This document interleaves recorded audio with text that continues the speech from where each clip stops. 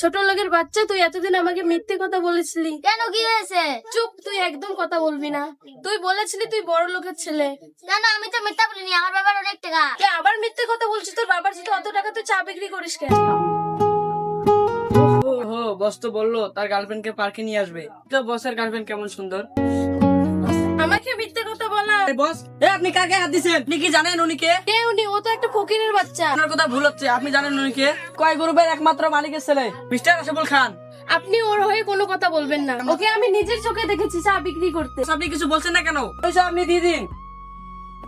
আমি আর কি বলবো, ও আমাকে বিশ্বাসই করছে না। বিশ্বাস করবো কেমনে? কোয়াই গ্রুপের মালিককে আমার মা খুব ভালো করেছেন। আপনার কয় গ্রুপের মালিককে চেনেন? তার মাকে আপনি কল করে ডাকুন।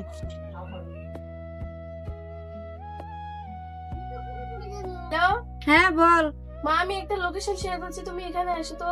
আচ্ছা ঠিক আছে, যাচ্ছি আমি। যারা আমার মা আসতেছে, এখনই প্রমাণ হয়ে যাবে। তোমার মা কি কয় গ্রুপে কোনো জব করে নাকি? আমার মা ওখানে ঘর পরিষ্কারের কাম করে।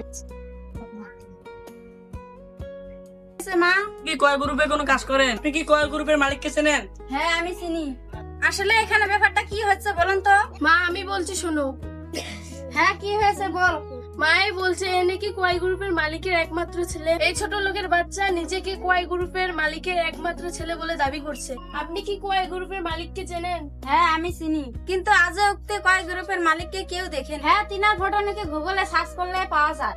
ঠিক আছে, আমি গুগলে সার্চ করে দেখছি। মা, ইনি হলেন কোয়াই গ্রুপের মালিক। হ্যাঁ, এটাই তো। হ্যাঁ, এটাই তো আমার বাবা। হ্যাঁ, ইনি তো বসের বাবা। তুমি যদি সত্যি কোয়াই গ্রুপের মালিকের ছেলে, তাহলে তুমি চা বিক্রি করছো কেন? আসলে চা দোকানটা আমার ছিল না, আমার বন্ধুর ছিল। আমার বন্ধু খুবই অসুস্থ ছিল, তার জন্য আমি দোকানটা চালিয়েছিলাম। সরি, আমার ভুল হয়েছে। তোমার মতন থার্ড ক্লাস মেয়ে আমার দরকার নেই। বাবা তুমি অমন করো না, আসলে আমার মেয়েটা বুঝতে পারে নাই।